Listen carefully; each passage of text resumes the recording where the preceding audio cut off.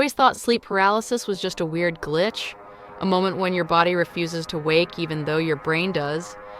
Just an odd biological hiccup. People say it's your brain catching up with your body. That strange weight on your chest is just imagination. They call it hypnagogia, something that happens on the edge of sleep and waking. They've never lived it. They've never looked into something that wasn't supposed to exist.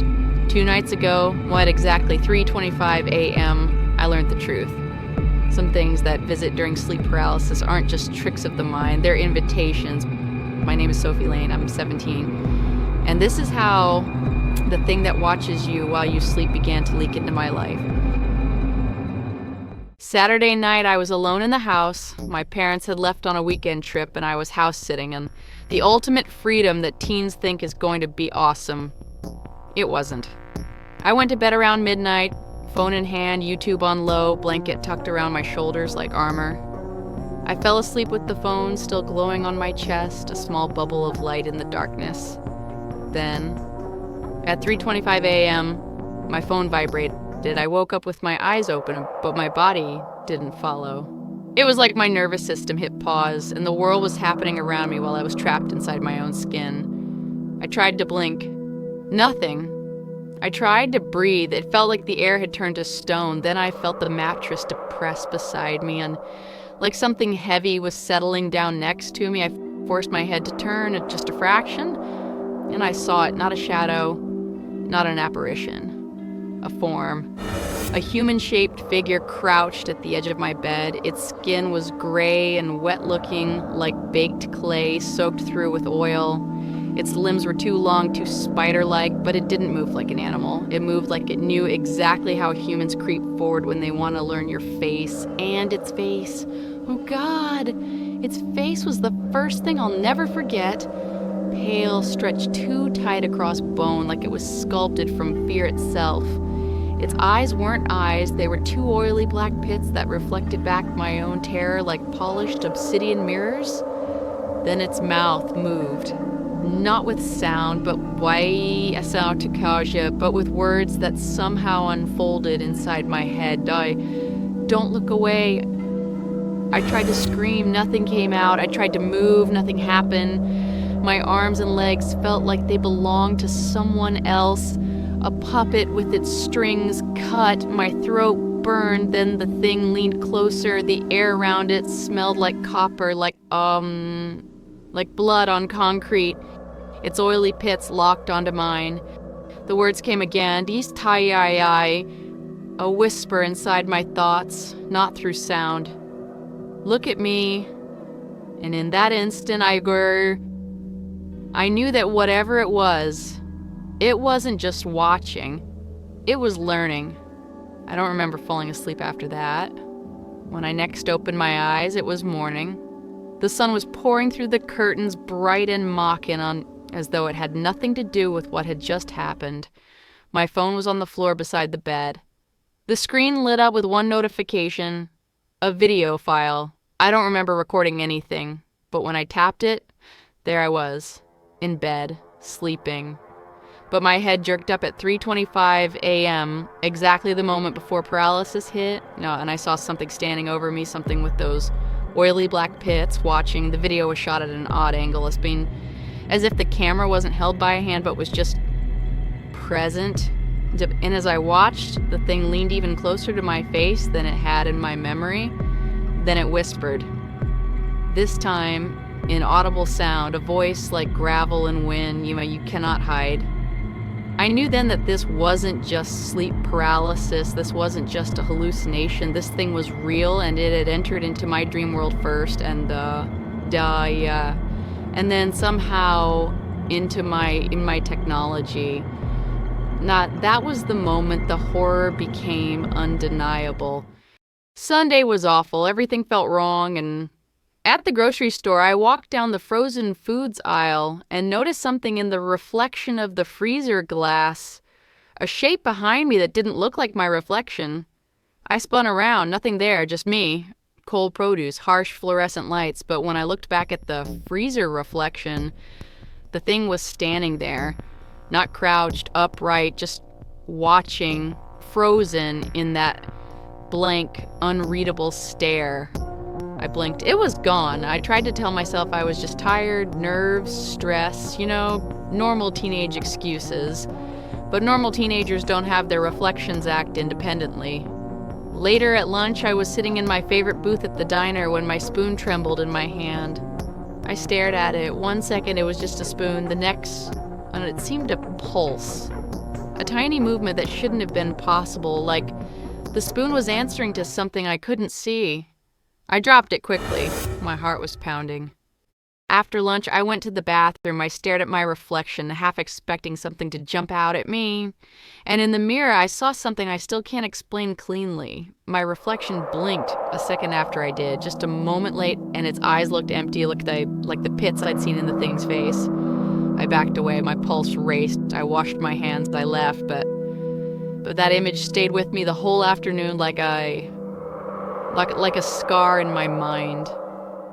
That night, I wasn't sure I'd sleep. I stayed up late, TV on, lights bright, everything normal. When I finally dozed off, I thought it would be peaceful.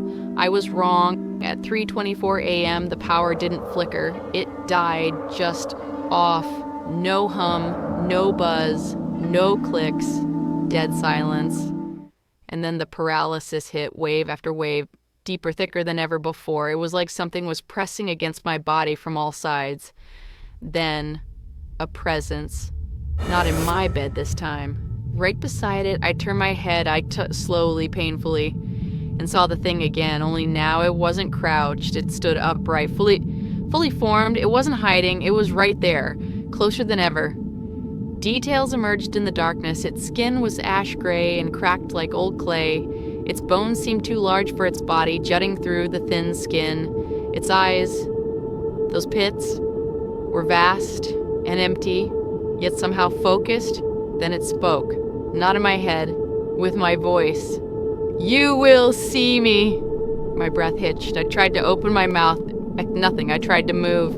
Nothing. It raised a hand, elongated fingers curling in a motion that should have been human but wasn't. Its fingertip grazed my chest, and then a burning sensation spread inward like acid and ice tangled in my veins. Then I saw it again, not next to me, but in front of me. My own body, or something wearing my body, my eyes, my hair, my voice. But the eyes had that empty pit look. The smile was off, too slow, too soft, like it was mimicking me from memory. I watched as the mimic, the thing wearing my face, lifted itself upright, smoothed its hair, looked down at me, the real me, on the floor. It smiled, that empty-eyed smile, then it spoke. "Don't worry, Sophie, I'll take good care of your parents." The words weren't a threat. They were a promise, and it was the most horrifying thing I'd ever heard. Everything went white, not like light, not like waking up, like being erased. No walls, no floor, no sound, just blank. And then shapes, hundreds of them. People in pajamas, people in work clothes, people frozen in place, all haunted, all hollow.